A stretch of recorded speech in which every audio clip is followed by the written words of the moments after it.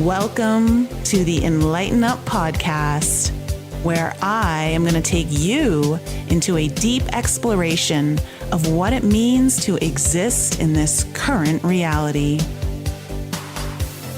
We are going to raise your vibes, open your mind, expand your heart, and dive deep into the wondrous mysteries and possibilities of this lifetime. There's been a spiritual catalyst that has set in motion the awakening process of many across the globe to return to the knowingness of self and unite what has been separated. Together, we're going to bring light into that darkness. We're going to remember the joy of living. But most of all, we're going to turn up the volume of our own eternal power and do the thing we're here to do.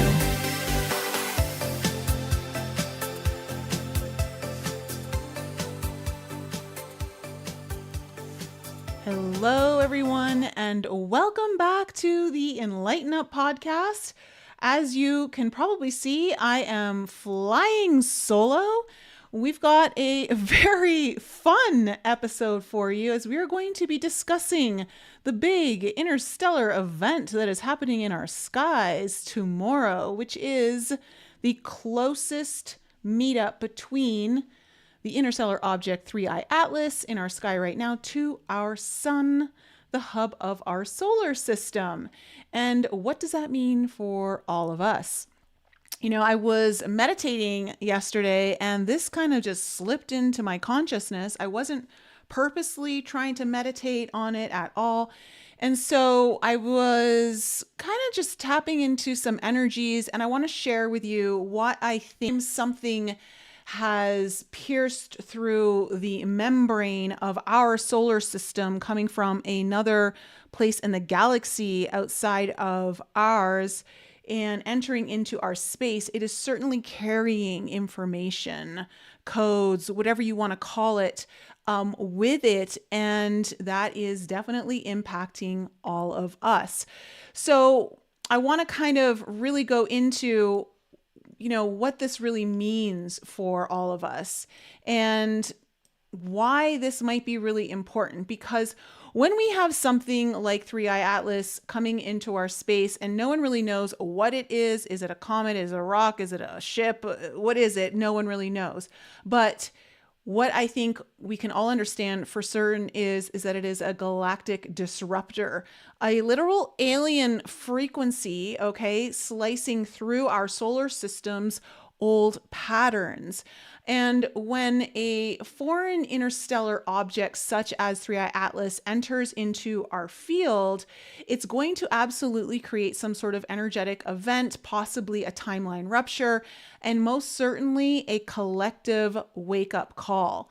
So when I really kind of tuned into this, one of the things that it drew me into was, it came into our awareness, our visual sight in, I believe it was July this summer. And it was discovered by the survey network, which is why it's called Atlas. And it is 3I because it is the third interstellar object that we've observed entering into our space. So I don't know about you guys, but in my meditation, this is what I was drawn towards, is understanding the timing and the events and what has been stirring up in the human collective and consciousness and what I've observed over the last 3 to 4 months or so. And I will say this, I will say that there is a sense of collapse, reckoning, breakdowns, life as you know it falling apart kind of energy permeating into what feels like many people's lives. Some may know life. I'm seeing it in all the people around me. There just seems to be this pressure that is just compounding and compounding and compounding on all of us. And it's really coming in to force change, right? The kind of change that we've likely avoided, that we've been skirting by thinking maybe it's not so necessary. And so one of the things that I truly believe is that this interstellar object, as it meets with our sun, which obviously brings all life force for us and is going to have an impact as it's going to enter into the solar winds and solar flares and all of that kind of stuff, is so it will be coming back to us in many ways at some point, or at least getting close to us.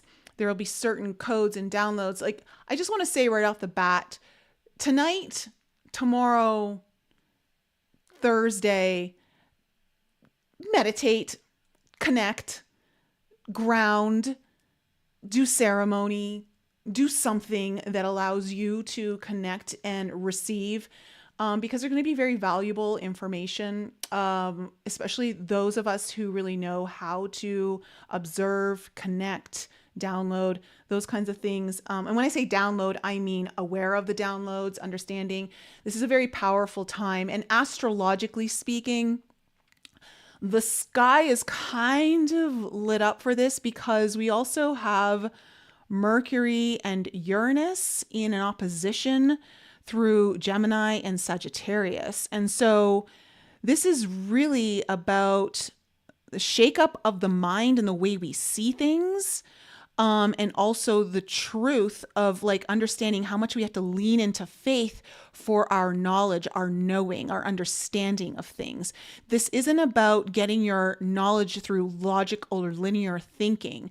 This is literally like a disruption to our neural pathways. And when such of an interstellar object enters into our solar system, our space, it is actually creating a new neural pathway galactically for us.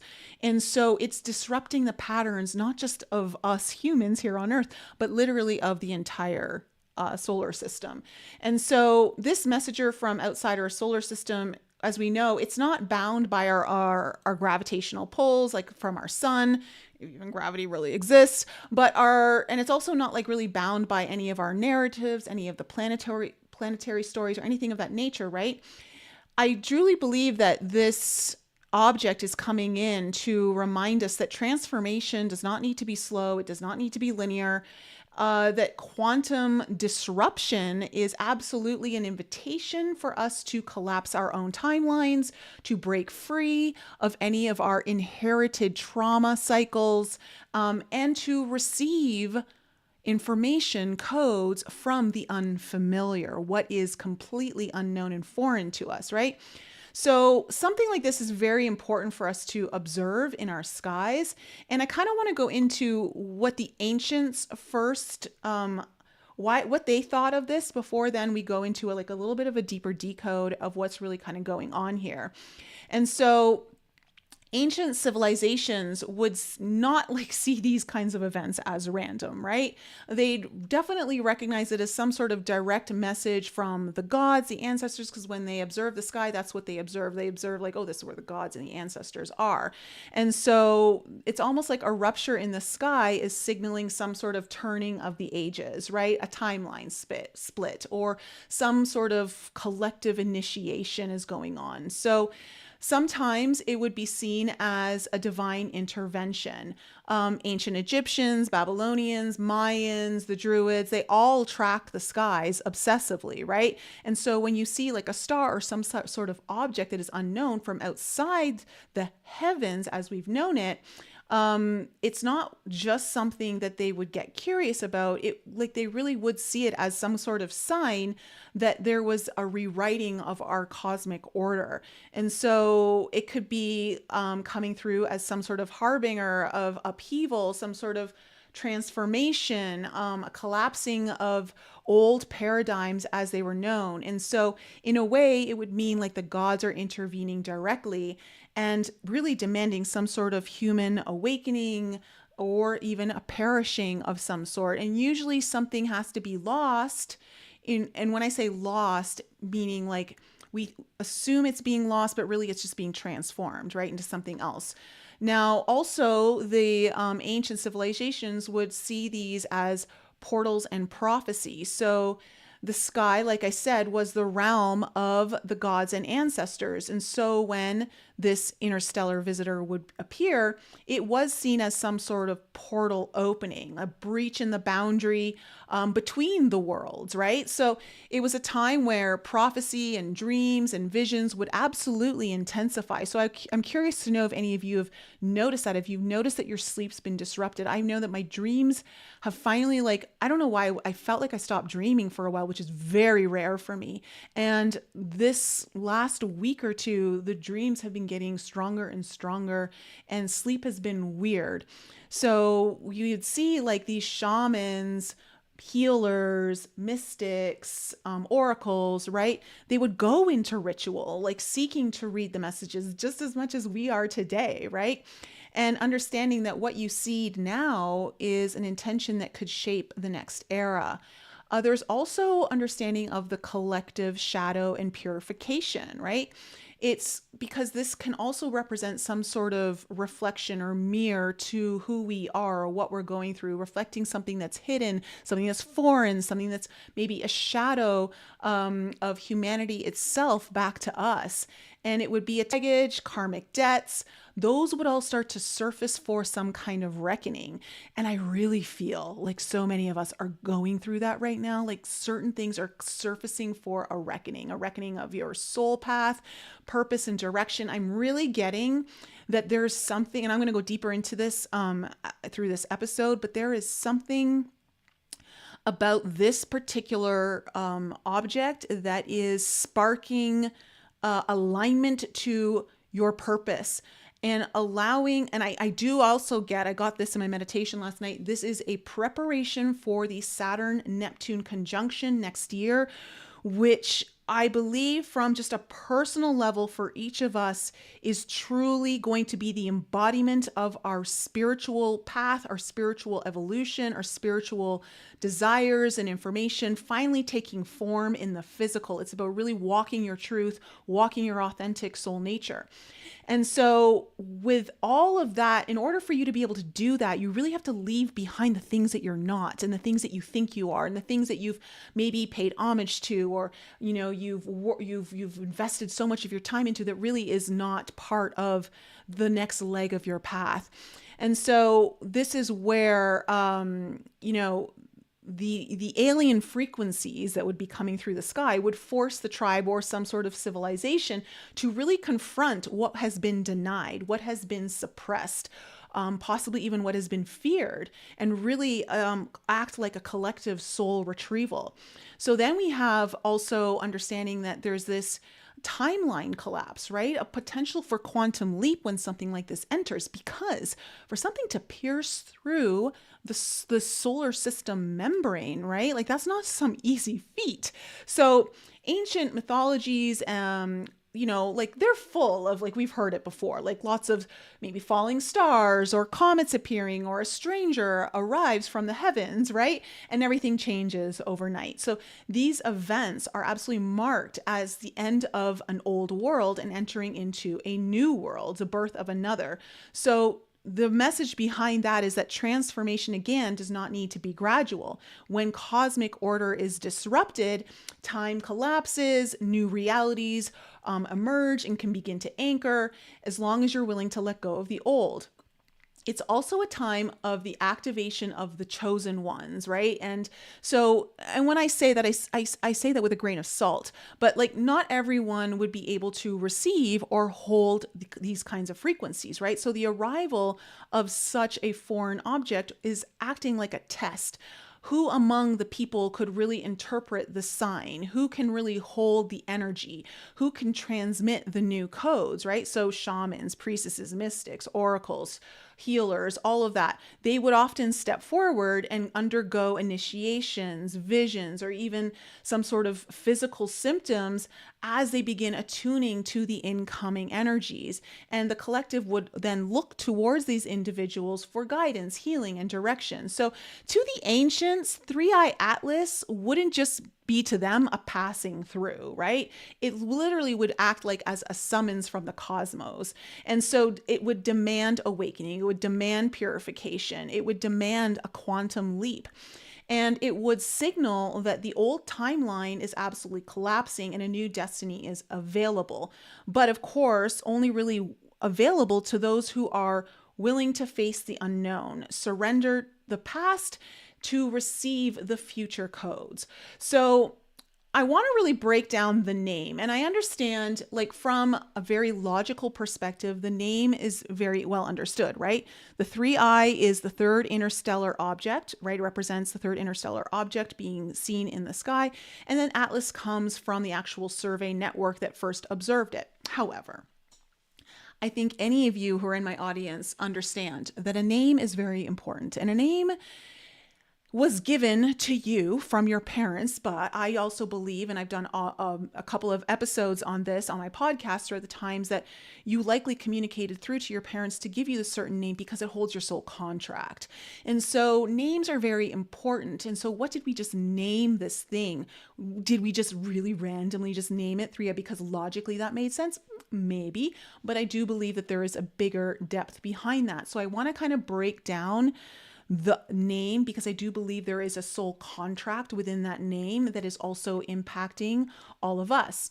And so through this multidimensional transmission, we look at the 3i, right? And obviously 3i, third eye, this could be part of a third eye activation for all of us, right? That seat of our higher vision, our intuition, our knowing, our connection to, it's the seat of our soul, right? The God codes. So in ancient and esoteric traditions, like the third eye was always the gateway, right? The gateway between the physical and the spiritual, the known and the unknown. So when a cosmic visitor named 3i enters into our field, it could be a signal that the collective third eye is absolutely being triggered right now, forced open, possibly reworked, right? And so this is really about seeing beyond the veil, dissolving illusion, the awakening to a new level of consciousness, not just individually, but also collectively. So then we look at the name Atlas, and I'm going to go into deeper detail here because I really feel like this part is more significant within the name. Now, Atlas is also known as the sacred bridge because it is known as the first cervical vertebrae. As a massage therapist, I had to study the body at great length. For all of my massage therapists out there in the audience, you are aware, especially if you're Canadian, we have the highest teachings, like the amount of hours that we have to go through is like the highest is what I'm saying. And so we have to go through so much depth, but pretty much, I'm pretty sure every massage therapist has to understand the body, the bones, and all of that, the vertebrae. So working with and understanding this, the Atlas is a very sacred vertebrae. It is known as the gateway between the head, right? The conscious, the mind, and the spirit, and then the spine, which represents your body. It represents the earth. It represents the incarnation here on earth. So when we look at like mythology and Greek mythology, right? Atlas was also known as the Titan who holds up the sky, a cosmic pillar of sorts, like a bridge between heaven and earth. So anatomically within our body, right, the Atlas vertebrae is what allows us to nod our head to say yes, right? It's basically our way of saying yes to spirit, yes to a new vision. It's also one of the most vulnerable and sacred points in the entire spinal column. When you go to the back here at the occiput where the skull meets the Atlas, this is known as the ninth chakra. It's the golden chalice. This is one of the most potent activation places of your entire energetic system. So I really do feel like we are receiving some sort of codes through this golden chalice that are deeply profound and highly energetic. And what are we willing to say yes to in our life? And so because it's the most vulnerable point in our entire spinal column, if it's out of alignment, the entire body begins to suffer. So when we look at Atlas as like some sort of spiritual axis mundi, right? In esoteric traditions, Atlas is the axis mundi. So the world axis, the pillar that connects heaven and earth. And it's the point where cosmic intelligence the crown chakra, the third eye, meets incarnate experience, right? Your spine, your body, your root chakra, all of that. So when the atlas is opened and aligned, you become a living channel for higher consciousness to flow into the world. This is one of the reasons why I remember when I was going to my second ayahuasca journey, my girlfriend who I was going with had gotten a chiropractic adjustment right before because she really wanted the alignment so that her entire channel system was fully like able to receive, move, be lit up, allow those energies, those higher energies to flow more. So your visions, your downloads, and soul codes actually begin to land in your body, go straight down to the root, and begin to integrate from spirit into flesh, right? So like I said, the atlas is your yes to life. It's what allows us to do this.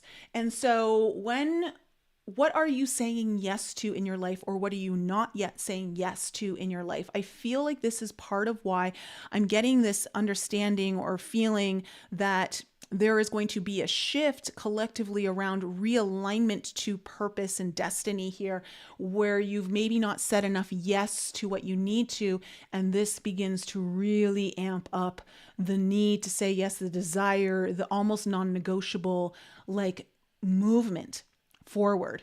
Because in spiritual terms, the yes, this is the kind of like the yes to your incarnation, right? Your mission, your soul's path. So many people like unconsciously will hold tension here, resisting your purpose, resisting your power, resisting your next evolution. So when the atlas releases, it's a surrender to destiny. It's a willingness to let that higher self fully inhabit the body, become. It's what I say, like I've always said, like I don't believe that we're ascending, I believe we're descending, right? So we're coming further and further into this body. Now, when it comes to the collective awakening, some kind of event like this really truly activates that Atlas archetype, where it's a call for humanity to realign its own axis mundi. The collective neck, right, is being adjusted so that the planetary third eye can open and the new codes can flow into this absolute, like, new world, new earth. So it's why so many people actually experience neck pain, headaches, or maybe even some sort of existential whiplash, which this is what I've been seeing. I've been seeing existential whiplash happening across the board for so many people. And that happens during times of mass awakening. So the Atlas is forced into alignment for that next evolution, that next octave that we're kind of moving up to. And when it comes to rituals and sacred alignment, it is a very sacred act. Practices that release the neck, open the throat, your truth, okay? Activate the crown are key for integrating our own awakening, right? Awakening is truth. It is the throat. So the neck really resembles a lot of the awakening here. So rituals that will honor your Atlas as the bridge between your vision and you living that vision into this life force, bringing heaven here on earth, really can accelerate the ability to hold those higher frequencies. So when we look at more of the deeper mystical implications of this, the arrival of the three-eye atlas is a collective adjustment, right? It's an attunement that our world, our earth, our collective is going through. So if the atlas vertebrae is misaligned, right, the nervous system cannot transmit those higher frequencies. So I feel like it's almost like we're getting a cosmic chiropractic adjustment in many ways. To what is kind of allowing us for better flow, unimpeded flow, if that's a right word, I don't know. But it's kind of like snapping the collective out of its slumber and forcing a realignment so the new codes can flow more freely. And so the third eye awakening isn't just about seeing the visions, right? It's about integrating those visions into the body, into the earth, into a lived experience for you. It's the bridge that makes your mystical insight very practical, very grounded, very embodied. So in ancient Egypt, The Djed pillar, which was represented as the spinal column, was usually raised in a ritual as a symbol of resurrection and awakening. So Three-Eye Atlas is almost like a modern Djed event, a cosmic kind of raising of the spine, a resurrection of the collective Kundalini. Now, this is something that I truly feel in every part of my bones, my marrow, everything, is that I do believe this is kind of bringing some kind of Kundalini activation, awakening. Now, of course, how that affects everyone is going to be different, but I believe that it's kind of planting the seeds at the minimum of that, because the Atlas is the sacred hinge, right, between your divine vision and your lived reality. And so when we think about the spinal cord and finally allowing the flow of the energy and this idea of the Egyptian Djed pillar that they used, it would absolutely be to awaken what's dormant in the spine, awaken the energies at the root and allow them to flow. So just as we're allowing ourselves to not be so top heavy, logical in our minds and really allow what we've been maybe receiving to enter, flow down, also we have to have as above, so below. So we're kind of getting that awakening of the Kundalini energy.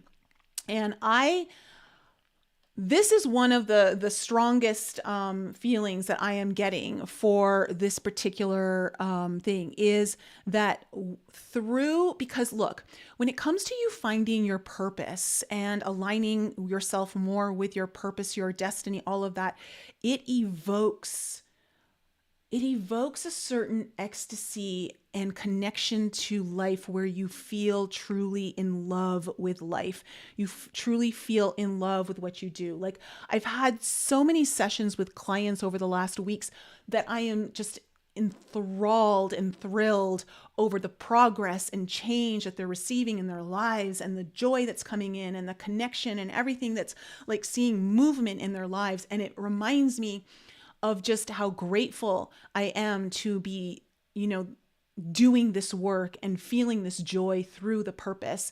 And I believe that this Kundalini awakening that could be like seed planting for bringing more of that energy into this system and also our planet is about remembering the joy of purpose and what you're here to do, your soul mission. So when it comes down to it, Three-Eye Atlas entered our visual field.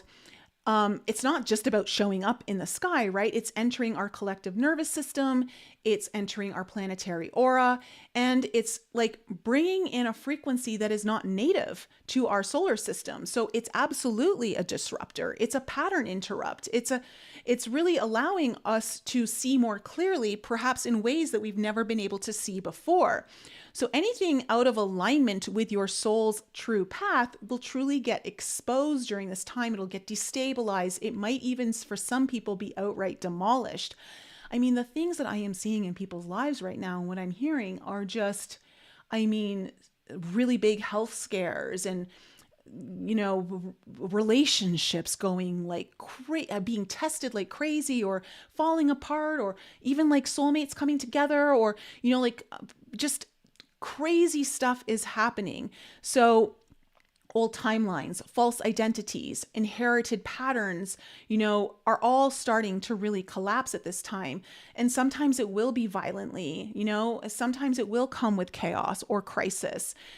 That's just the nature of like this reality that we live in. And it's really it's the reality of human nature. We will not change until the circumstances that we're living in are more painful than the change itself. Okay, that's just our human nature. It's how we're programmed. I wish we were programmed differently, but I think that's one of the reasons why we're meant to reprogram and to find our joy. Literally, I was talking to a client this morning, and she's been saying, she said that, over the few months that she's been working with me, so far, she's started to realize that her healing journey no longer has to be hard. Like, it doesn't have to be painful. Like, she's fine. It's because there's actually ease and things are just happening and there's joy and things that she's never experienced before through the healing journey of like how to heal. Okay. And getting unstuck from that place of where you just feel like nothing's moving, nothing's changing. oh my God, it's such a liberation point. So as we are having this kind of come in, this adjustment, literally like this adjustment, it can feel like overwhelm. It can feel like breakdown. It can feel like things are falling apart because a lot of that old wiring that we've been running on is really short circuiting now. And so it's why 3i Atlas really entered our site so that we could start experiencing sudden endings, sudden breakdowns, maybe some radical life shifts, relationships, careers, health, identities. They're all being stripped down to the bone right now. I mean, I know I'm experiencing it in my own way. I am certainly not exempt from this. I will admit that I literally had a panic attack on the weekend, and and I don't get panic attacks. I think I've had, well, the majority have been over the last 2 weeks. I've had like 3 or 4.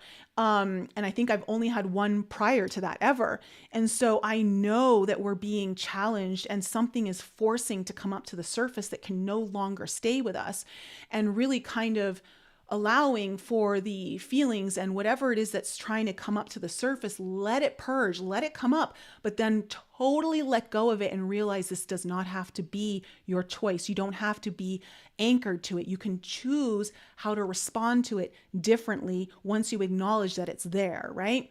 And so there is a lot kind of coming up for us. This is acting like a neural pathway firing in a brain, right? In the galaxy, okay, in our solar system. This is like a new neural pathway firing in a brain that's been stuck in some sort of feedback loop for millennia. And so when we look at the solar system as a nervous system, think of the solar system as like a big, giant living brain, right? The sun is the central processor, the planets are the nodes, and the space between it all is like the connective tissue, the synapses, the axons, the dendrites of this cosmic mind. And so for eons, millennia, whatever you want to call it, the brain has been running on the same energetic patterns, creating the same kind of karmic patterns, right?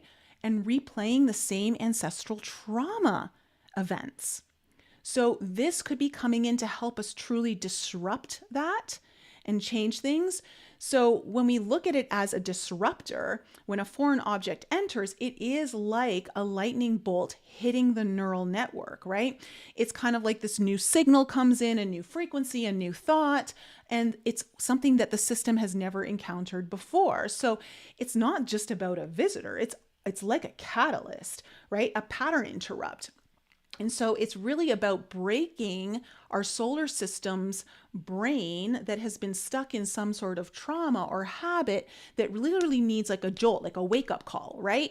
And a new experience, a new insight, a new neural firing to break free from that pattern loop. So it's like our solar system has been stuck in its own evolutionary rut, so to speak, right? Very much how a lot of us have felt at times. And so when we have the arrival of this interstellar object, it is that jolt. It is that lightning bolt, destabilizing the old pathways and exposing the patterns that were no longer helpful to us, creating conditions for new connections, new possibilities, new realities. So what happens? The consciousness gets an upgrade, right?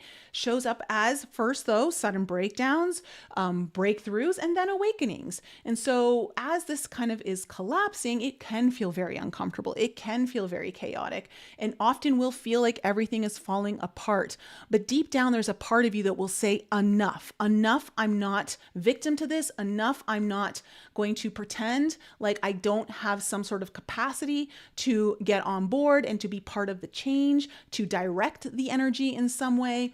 And so the invitation that is coming is that if you align with the new pathway, you allow the disruption to really move through you instead of like resisting, which is going to force like a lot of chaos and maybe make it a delayed access to higher insights, new timelines, quantum leaps for you. So really, it's like when this interstellar object is kind of crossing, or it's not crossing, but kind of moving through our solar system as perhaps a new neural pathway for our operating system, it's the universe really sending a new thought into the collective mind. And I really believe that this new neural pathway is somehow connected to the Kundalini energy, the awakening of our connection to source, love, joy, ecstasy. We've been programmed to pain for so long. And so before I kind of like go even further into it, I just want to say this because this is what I was guided to offer. And this is something that has been coming up actually in the last few weeks much more often. So when some things like this, like synchronicities start to flow, I really like want to pay attention. So when we talk about the Kundalini awakening, right, starting with all of that, opening to like from the base of the root chakra and moving all the way up, there is so much that we've got locked up in the lower chakra, specifically, the sacral chakra, because the sacral chakra holds our abundance codes, right? It holds our sense of worthiness. But this is also where the womb sits. And the womb is your gateway to everything. It is one of the most beautiful portals that exists on this planet. Okay. And that portal is within each of you. Even the men, you have a creative womb. You may not have a physical womb, but you have a creative womb. And I have been guided to, if any of you want access to my womb of activation, which has 4 meditations, ceremonies, clearing, all of that, the amount of awakenings and visions and connections and change that has been happening from the people that are currently working within this womb of activation course have been really inspiring to me. And if this energy, you're feeling really called to activate more of it, I'm offering right now, I'm putting out a code down below and with the link, Atlas 100. If you want to jump in, I'm offering $100 off the course right now. Okay. And so that is down there if you really want to work with the energies. And it's something that can become a very valuable resource for you in really leaning into your own intuition, opening up your connection to source, to spirit, to opening up to your intuition to receive in very infinite ways. So I'm leaving that just down there as a side note. So kind of getting back to this idea of, when 3i Atlas broke through the membrane of our solar system, it's not just about a rock passing through or whatever it is. We don't know exactly what it is for sure, but it is certainly a carrier of information. It's a carrier of codes and frequencies from another star system, another timeline, other dimensions, who knows? It is a galactic courier of sorts, right? Kind of like smuggling in data that our solar system has never encountered before.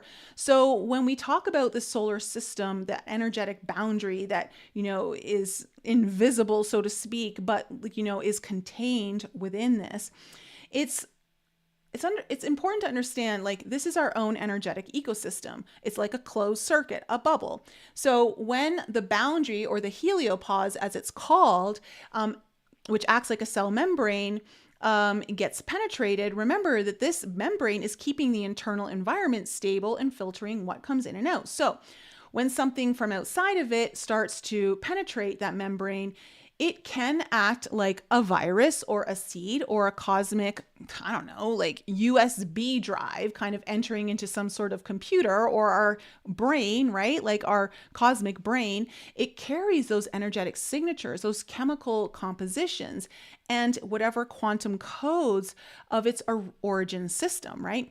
So it's really bringing in some sort of intelligence or evolutionary potential that is so foreign to us. And with that information transfer, as 3i Atlas moves through our solar system, it is interacting with our sun's field, right? It is interacting with the planetary magnetospheres, and it's even interacting with the collective consciousness of Earth. And so it's like dropping a new gene into the DNA of our solar system. Its codes carrying can trigger some sort of dormant potential, some sort of awakening of a new archetype, maybe even catalyzing evolutionary leaps. Again, not just for our planets, but for everything that's tuned into the field. And ancient civilizations would have seen this as, like I said, a cosmic messenger, right? an emissary perhaps from some otherworldly place, and it brings in new prophecies, new possibilities. And again, that's why we used to perform these kinds of rituals and ceremonies to receive those codes. So for us humans, what it really means is sudden downloads, visions, or dreams that feel alien or radically new. Upgrades absolutely in our intuition, our psychic ability, maybe even your creative inspiration. It's where there will absolutely be some sort of collapse of some sort of beliefs, patterns, timelines in order to make room for what's coming in. And you may even feel a sense of literally being rewired or maybe even like rebooted, okay, at a very deep level. So when we talk about this idea of it being like a multidimensional, almost like a multidimensional ignition point, okay? The solar alchemy is all about like code meets core. So the sun is the source code, right? It's our central processor. It's our heart chakra of our solar system. So and that's why, the sun rules Leo, the heart chakra. So when 3i Atlas makes its closest approach tomorrow to the sun, it is like a cosmic USB drive, right? Plugging in to the mainframe, and the information, the frequencies and codes it's been carrying from other systems are absolutely going to get blasted into the solar field. It's going to get blasted into that area and then be distributed through the solar wind, through the light and the electromagnetic resonance that the sun gives off. So what does that mean for us? There could be some sort of collective nervous system shockwave coming through in the coming days, some sort of surge within our own collective intensity. I mean, the the astrology for this week is really chaotic, right? Like there's a lot going on. And so this is kind of like especially with the Mercury and Uranus opposition, remember Uranus represents aliens. It represents things that are like not of this world. It's from the sky, like from beyond. And then Mercury, our mind, the lower mind, so to speak, but also like it's kind of just how we perceive things, what we think we know. And it's really going to disrupt what we think we know. And so absolutely these insights or downloads are going to be coming through. So I highly suggest, in fact, as I say that, I forgot to mention in the show notes, I've left two songs, the names of two songs that I personally felt very called to share with you. I felt a strong alignment with these songs to, if you want to meditate to them, do ceremony with them, whatever you feel called. They're down in the description. So one is called The Buffalo Dance, and it's by Sutra. Let me just hold on a second. Let me just look here 1 second. I'm pretty sure. Buffalo Dance, Dub Sutra. And then the other one is Grandmother Tree and the Feathered Serpent by Deya Dova. These are two songs that I play in all my medicine journeys. They were definitely ones that were at the retreat. These two in particular, and the reason why the Buffalo Dance I am suggesting to listen to is because, okay, in the song, they talk about using your feet to stomp on the ground, right? The buffaloes, the stampede, even just dancing, calling in the buffalo frequency to drum your body's energy into the earth, right? To drum in the frequency. So as you're kind of bringing in this energy, you are realigning. And also remember that it's almost like we are helping with the readjustment of the spine of the earth. And so that song in particular, I felt very called into like sharing with you guys to use for that purpose itself. And then the Grandmother Tree and the Feathered Serpent song by Deya Dova, I love that one. And it's just so good because it really kind of pulls in this idea of the Kundalini energy, the feathered serpent, the snake, whatever. And this idea of aligning with the ancient, the wisdom, of the grandmother. And so remember, the tree is the roots, it's the grounding, it's what like anchors into this earth. And so really kind of taking that spiritual energy and then anchoring it through into this earth now. So there is a solar initiation happening tomorrow. The heart of the shift is this moment where the new neural pathway, the code from beyond, is fully anchored. It's kind of like a solar initiation that's happening, a test and an opportunity for each and every one of us to receive from the field, to integrate from the field, and really truly perhaps embody some sort of new frequency.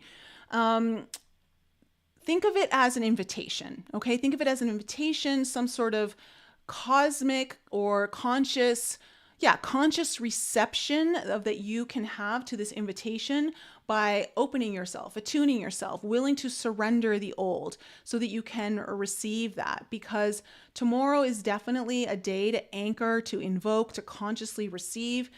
The ancients would absolutely gather, they would fast, they would pray, they would perform all these different kinds of rituals at certain solar conjunctions, right? Knowing that these were moments when the veil was the thinnest and destiny could be rewritten. So this is an absolutely big window for each and every one of us to set an intention to release the old and to align with a new frequency streaming in. So as the Three Eye Atlas is in its own way kissing the sun, right? We are, our entire solar system, getting some sort of galactic software kind of update. And so this is where you get to ride that wave, especially as the solar winds start to pick up and start to transmit what was received and starts to make its way towards us through our mainframe, which is like the sun.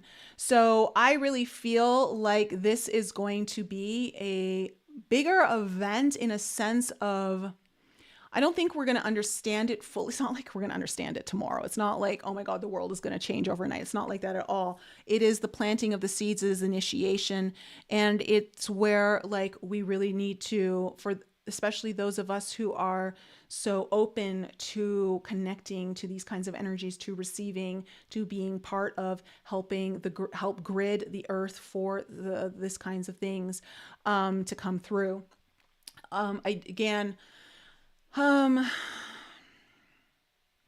Like when I tune into the energies, all I see is almost like this silver, almost like a silver plasmic snake, like weaving itself not around the earth, but through the earth and weaving around different things, going back in and around. And it's like, it's, I don't know, it's got a very interesting kind of pathway of how it's working. And it's like, it's going to go through every crevice and every hole and up every mountaintop and all of that. And so again, this is, I believe, Three Eye Atlas, I believe, is like some sort of Kundalini initiation to our planet where let's hope that we start to leave behind perhaps the old programming of pain being our motivator and really connecting to how joy can do the same thing for us. Joy can heal us in the same way as connecting to our pain. You know, I think one of the things that I've learned on this healing journey, and this is why I've created everything the way I've created it, is like understanding like there's a way to collapse time around your healing journey, right? Yes, you can go back in time, you can connect to your pain, and it's not that that's wrong, okay? It's not that it's wrong, and it's not that it doesn't work. It's just, it's a very slow process. And let's face it, that is certainly the way I started in my healing journey and even was helping clients, right? As I was doing this work. But of course, we all evolve. We start to like, it's important to understand, and this is what this Mercury-Uranus opposition is bringing in this week. Understand that the more that you know, you realize the less you know, right? Like this is something where we've heard before, we all understand it. And as you have to be willing, in order to evolve, you have to be willing to let go of what you thought was the pathway for you and how everything worked and open yourself up to new possibilities. There's always going to be a better way. And of course, you have the choice of going the slower way, right? And reconnecting through pain. But I really feel like that's such an old program that has been here for millennia and eons. Like the programming of this planet and this human condition is only will you move when the pain of where you're at is far greater than the change of the unknown. Okay. And so there is another way, and it's learning how to connect to your joy to be your path of healing. And that is something that I personally love to use now with my clients, because it's why I'm getting such fast results with the clients. It's why people have such incredible breakthroughs through medicine journeys when they have their Kundalini awakenings. Okay. Like one of my clients who was at the last retreat told me that the Kundalini awakening that she received and the journey of that finally gave her the catapult. It wasn't even just a breakthrough. Like she felt like she was plateauing here, right? Where she didn't know what else was beyond. And this finally opened the door of seeing, oh, okay, finally I'm through, like, from being down here to finally making it back up here. And understanding that this all happens through joy, through this intimate connection to source, and understanding that when we're connected to that source, it is the fastest path of healing. And so I know, sometimes people want to stay connected and tied and anchored to the old way because they've seen results with it. I've certainly seen results with it. My clients have seen results with it. But it's not the fastest path, and it's not the only way. And there are better ways. And as we start going through our own evolution, we have to be willing to let go of and suspend our beliefs of what we think to be true, to leave space for what bigger truths could be coming in, to say like, oh, wow, now my whole world, everything that I thought to be true, oh my gosh, like that's what this whole awakening process is like. And so I find it really interesting when sometimes what I say triggers people to say like, no, like you're saying it wrong. Like you're saying that the healing work like you can't feel these emotions. I'm like, no, I'm not saying that.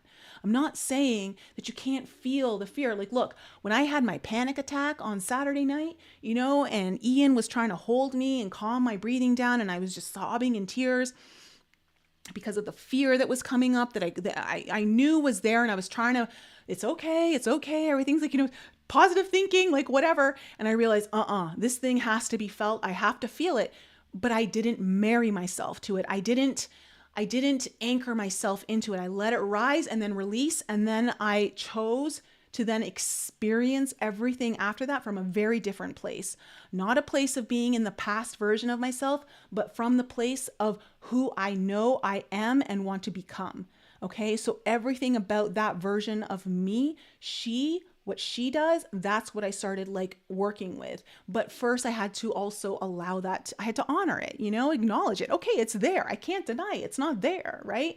So it's very important that as we kind of go through these times that, don't deny what you're feeling, acknowledge it for certain, but then choose how you're going to respond once you felt it after that. This is what we're kind of going through. We're going through a massive evolutionary upgrade, I believe, and it's going to force all of us to have to suspend our current beliefs of what we know to be true, at least right now, to make room for something grander and bigger to surprise us and be like, oh, wow. Because when we operate from that closed container of what we currently know, which remember is such a minute amount of information compared to everything that exists.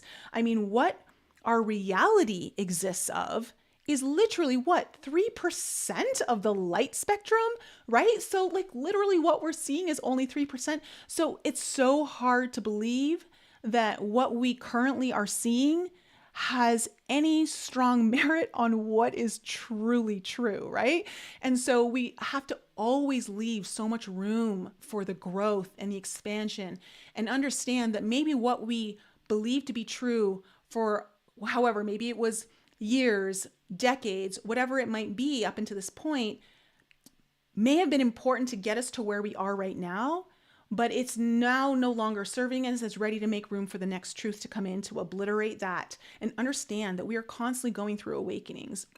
I think one of the greatest tragedies of the awakening culture is to think that you somehow, because you've awakened to certain truths that many have not, that you somehow are better than those who haven't awakened yet, because it kind of puts you in a very dangerous place where you start to like really anchor into a spiritual ego and not realizing that as you evolve, there's going to be even a bigger truth revealed to you that's going to totally blast your world open of what was true and what's not true. And I think it's really important for us to really stay humble, to stay in gratitude for this entire experience, because we are in very, very interesting times. And so I do think that this 3-eye atlas is a precursor, is the initiation to what is going to be the new synodic cycle of the Neptune Saturn in Aries in February. And that is going to be a big spark, because this is where we're truly going to be we're going to truly feel where we have to finally walk through the fire of our own transformation. We have to finally take all of the spiritual downloads, all of the spiritual insights, and we're going to now have to walk the human part of us through our own fire and really walk through that path and start to anchor it. So this really is about a deeper spiritual embodiment into the planet Earth through our bodies of what is actually needing to be manifest now, right? It's not about just having it out there. It's about really pulling it through. And there are going to be deeper truths and deeper wisdoms that come through, things that likely may obliterate what you believe to be true all this time. So stay open, be open to surrender, be open to letting go of believing that you know anything to be true at this moment. Allow yourself to be a blank canvas and receive. So my advice definitely is don't lose this opportunity to connect, to do your own rituals, your own ceremonies, your own meditation tonight. And again, if any of you are really feeling called to working with your own kind of Kundalini energy, working with that energy, the Womb of Activation course is a fantastic course that was absolutely downloaded to me through my own Kundalini awakening, okay, through a mushroom journey. And I was shown everything of what I needed to do. Of course, I took people through that course live, but it is still very powerful to anyone who's watching it now, okay? And the current people that are in there right now, clients that have it, are absolute attestments to that. So that is there for you. Other than that, I'm trying to think, is there anything else I want to say? I'm going to do an all signs this week. I think Thursday is going to be a good day for me to do that. And oh yes, I forgot. I'm going to be closing my calendar for the 2026 intuitive astro read for what's coming up. And I do look at the Neptune Saturn in Aries conjunction to see how that's going to be impacting you. Literally had a couple clients where we were like, whoa, this is really affecting your chart. There's going to be like major. It's kind of like a leverage point. It's